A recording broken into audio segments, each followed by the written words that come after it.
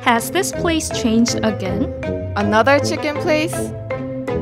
How many franchises are there on the street? Conflicts between franchisors and franchisees are growing. To examine the causes, KDI conducted an analysis of the relationship between the contract conditions and conflicts. Firstly, the results revealed that franchisees paid an average of 120 million won in set-up costs to the franchisor. Half for the interior and half for other costs that include franchise and training fees and the deposit, among others. In terms of the interior, franchisors have come under fire for forcing franchisees into contracts with specific firms in order to secure the revenue from the rebate. Franchisees are, of course, allowed to choose their own interior design firm, but the high supervising fee that is demanded by the franchisor means that there is little or no cost saving. Additionally, if interior costs become a main source of revenue for a franchisor, the focus is placed on increasing the number of stores rather than helping franchisees with their sales.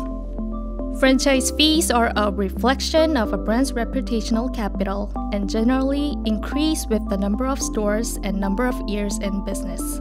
It was found that franchisees experienced a rise in sales as the fee increased in line with the amount of know-how and prestige transferred.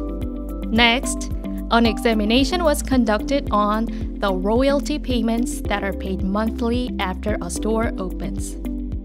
7 out of 10 franchisor stores entered a royalty contract during the analysis period, and the majority were fixed sum, which is not contingent on sales figures than a fixed percentage. Often, franchisors would entice franchisees into a purchase contract for raw materials and equipment with royalty discounts. But it was found that the bigger the discount, the higher the initial royalty fee was, necessitating a closer examination of whether such discounts are actually effective.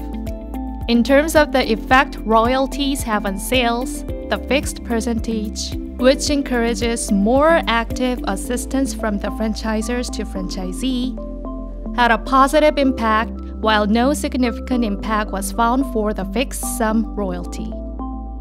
Finally, on an investigation of closed territories, the analysis discovered that the wider the territory in which a store would have monopoly, the higher the sales would be. Then, how do contract conditions affect the sales and operating profits of either party?